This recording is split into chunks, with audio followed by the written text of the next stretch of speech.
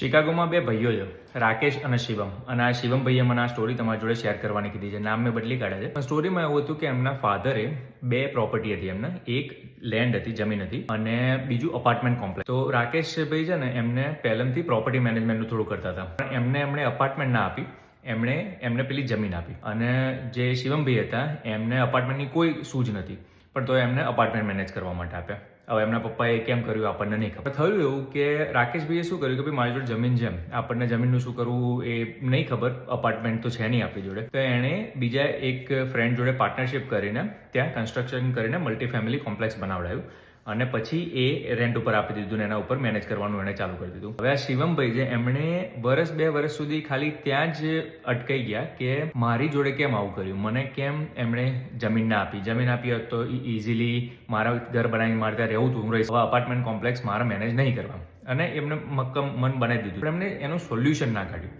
એમણે એમ ના કર્યું કે ભાઈ ચલો અપાર્ટમેન્ટ કોમ્પ્લેક્સ કદાચ વેચી કાઢું, કાં તો ભાઈ જોડે ડીલ કરી દો કે ભાઈ આપણે બે ફેરફાર કરી દઈએ. બસ એ ઝઘડો કરીને જતા રહ્યા. ઝઘડો એવો કર્યો કે બંને જોડે ખુલીને વાત ના, ફાધર જોડે થતી પણ ભાઈ જોડે નથી. પછી 1.5 વર્ષ ગયું, એમને ખબર પડવા લાગી કે ભાઈ આ તો મેન્ટેનન્સનો ખર્ચો અને બીજા બધા ખર્ચા આયા રાખે છે, અને આપણાથી આ ચાલે એવું છે નહીં. અને એમણે હમણાં 1.5 વર્ષ પછી એ કોમ્પ્લેક્સ બીજા એકને વેચી કાઢ્યું, અને થોડું નુકસાન. એમણે એટલે મને સ્ટોરી કહેવાની કીધી હતી. અમે એના ઉપર વર્ક કરતા હતા કે એમને પોઝિટિવ થિંકિંગ રાખવી હતી ને મેન્ટલ સ્ટ્રેન્થ બેટર કરવી હતી. બાય ધ વે એ બંને વિડીયો એમણે જોઈને મારી જોડે કોલ બુક કર્યો. તમારે બી એ વિડીયો જોવો હોય તો મેં અત્યારે બાયોની અંદર મૂક્યો છે, પ્લેલિસ્ટ છે આપણે, એની અંદર 2 વિડીયો છે કે ભાઈ આપણી મેન્ટલ સ્ટ્રેન્થ કેવી રીતે બેટર રાખવી અને પોઝિટિવ થિંકિંગ કઈ રીતે કરવું. તો બાયોની અંદર જોઈ લેજો, અને ના મળે તો વિડીયો નીચે કમેન્ટ કરજો.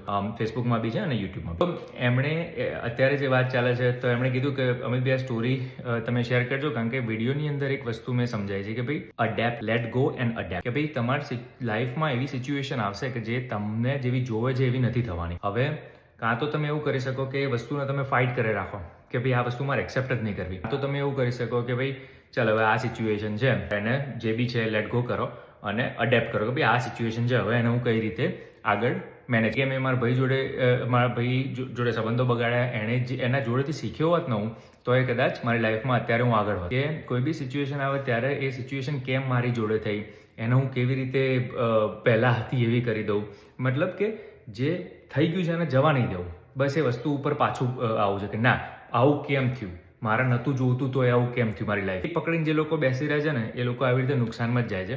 અને જે માણસ એ શીખી જાય કે ભાઈ આ નવી સિચ્યુએશન છે, આમાં હું કઈ રીતે અડેપ્ટ કરું, કે હવે મારે મારી લાઈફ કઈ રીતે જીવવાની છે, આ કાર્ડ્સ મારી જોડે હોય. તો તમારી લાઈફમાં બી એવી વસ્તુઓ થઈ હોય કે થવાની હોય કે અત્યારે બી થઈ રહી હોય કે ભાઈ આ વસ્તુમાં નથી આવી જોતી પણ આવી થઈ ગઈ છે, તો એ વસ્તુને હંમેશા ફાઇટ કરવા નહીં જાઓ. જો ફિક્સ થવાની હોય તો બરોબર, પણ મારા ભાઈનું બગાડી દઉં કે ફાધરે એવું કર્યું એટલે એમની જોડે સંબંધો બગાડી દઉં, ખરાબ કરીને, બીજાનું ખરાબ કરીને તમને એવું લાગશે ને કે એ સિચ્યુએશન પાછી આવશે, કદાચ તમારું ફ્યુચર બેટર થશે. કારણ કે કોઈ બી સિચ્યુએશન આવશે, તમે એ વસ્તુ નથી શીખ્યા કે ભાઈ ઇટ્સ ઓકે, હવે આ નવી સિચ્યુએશન છે, જે થઈ ગયું, આ સિચ્યુએશનમાં મારે આગળ શું કરવાનું છે એ શીખી જશો ને તો એક મેન્ટલી સ્ટ્રોંગ માણસ બનશો, અને ફ્યુચર તમારું એ રીતે પ્રોગ્રેસ. મેં પેલા ભૂતકાળમાં લોકો જે ભરાઈ ગયા હોય ને મગજમાં, એ માણસ નહીં બનો.